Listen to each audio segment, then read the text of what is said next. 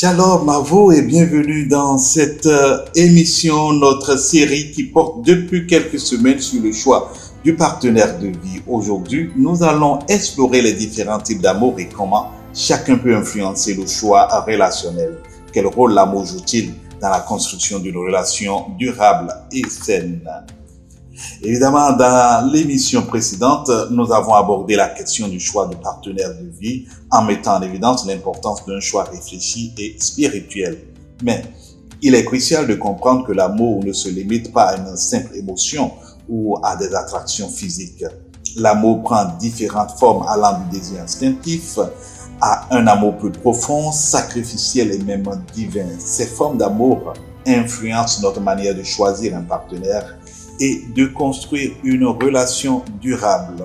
Aujourd'hui, nous allons explorer les 5 types d'amour: l'amour instinctif, l'amour passionnel, l'amour amical, l'amour familial et l'amour divin. Chaque forme d'amour joue un rôle particulier dans une relation et peut soit construire, soit détruire le mariage. Pour que ce choix soit équilibré, il doit être fondé sur un amour mûri et dirigé par Dieu.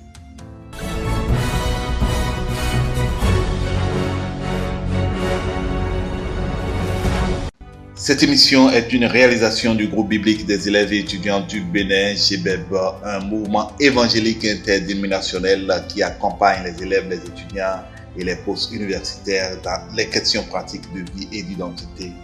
Et à ce microphone, votre serviteur, appelez-moi Hak Shabi Assa. Je suis au service du GBEB et j'exerce le ministère pastoral au sein de cette couche très importante de notre société en tant que secrétaire général national.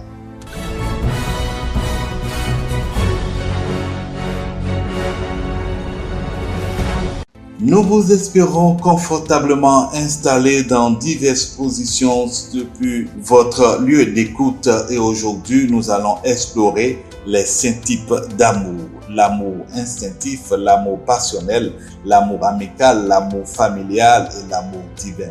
Chaque forme d'amour joue un rôle particulier dans une relation et peut soit construire, soit détruire le mariage. Et pour que ces choix soient équilibrés, il doit être fondé sur un amour mûri et dirigé par Dieu.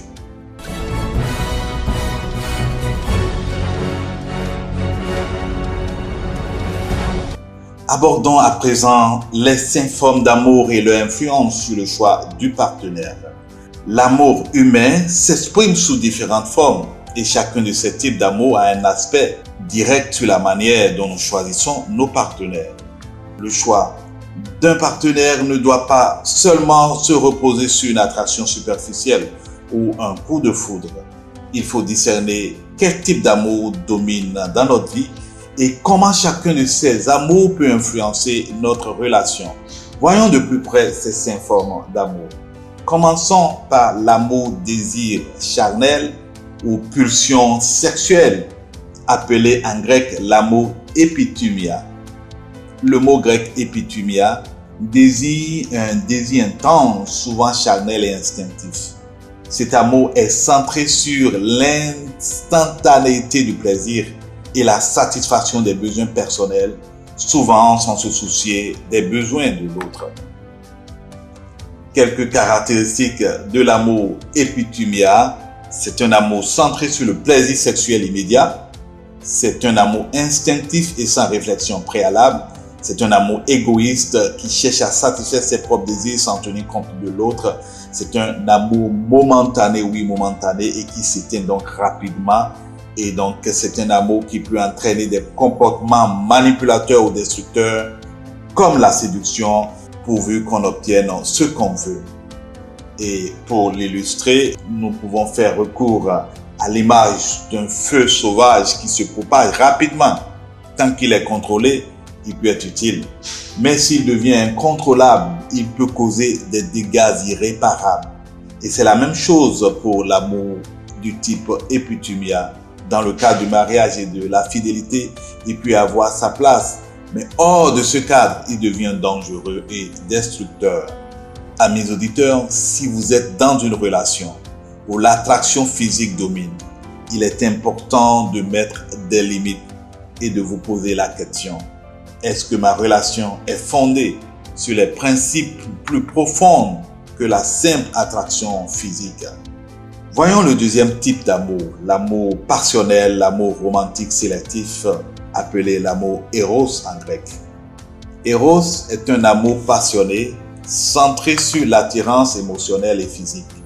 Bien que cet amour soit intense et exaltant, il peut être fragile et éphémère si ce n'est pas soutenu par d'autres formes d'amour plus solides. Et parlant de quelques caractéristiques de l'amour Eros, il est basé sur l'attirance physique et émotionnelle, alimenté par l'admiration de l'autre, souvent au point de l'idéaliser. C'est un amour romantique et intense, mais aussi souvent fragile. L'amour Eros est possessif. Il peut devenir une source de jalousie. L'amour Eros peut devenir optionnel, surtout si l'émotion s'éteint. Alors, pour l'illustrer, cela nous fait penser aux feux d'artifice, brillants et spectaculaires, mais de courte durée.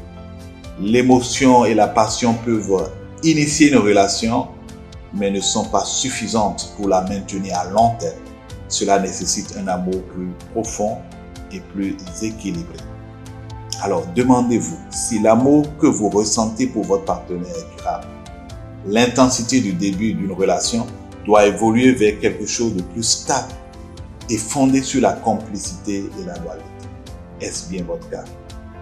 Troisième type d'amour, l'amour amitié, l'amour loyal et fraternel, l'amour philia. Le philia, c'est l'amour d'amitié et de camaraderie. C'est l'amour basé sur la confiance, le respect et la réciprocité. Dans un mariage, c'est l'aspect de l'amour qui soutient la relation au quotidien. Il crée des liens profonds et durables.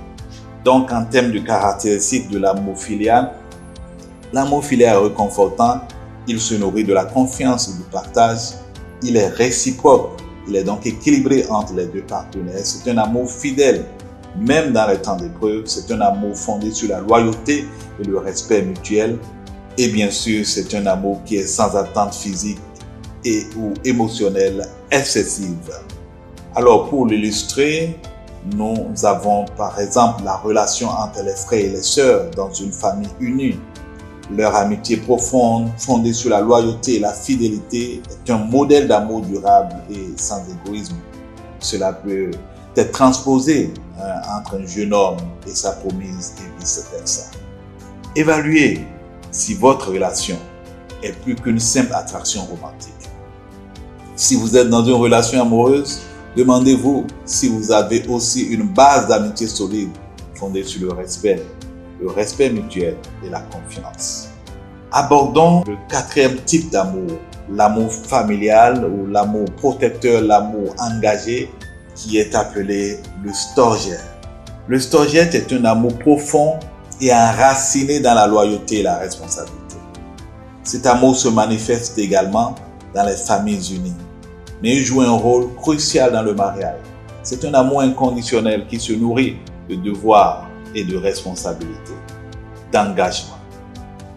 Alors, en termes de caractéristiques de l'amour storgère, il est basé sur le devoir et la responsabilité. Il est protecteur, il défend l'autre sans condition. Il est durable et stable, il traverse les épreuves. Il n'est pas centré sur les émotions superficielles, mais sur l'engagement à long terme. Et cela peut être illustré aussi par l'amour parental.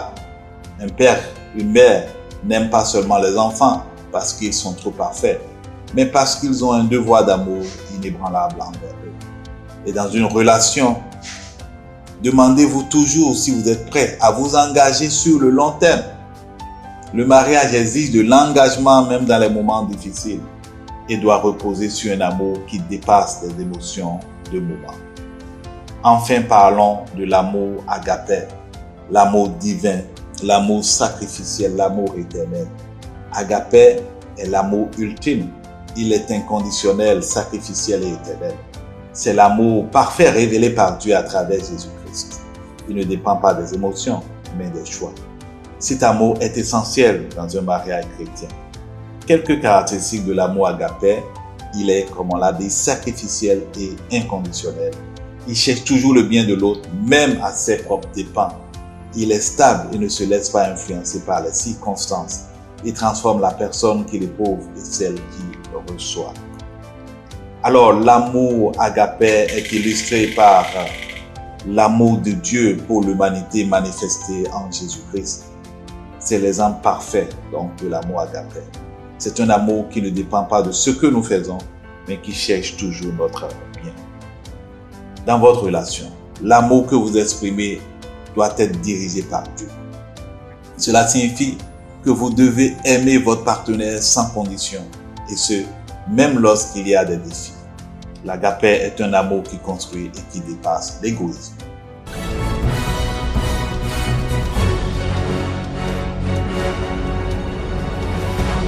Bouclons cette émission en retenant que le choix du partenaire de vie ne doit pas être fait à la légère.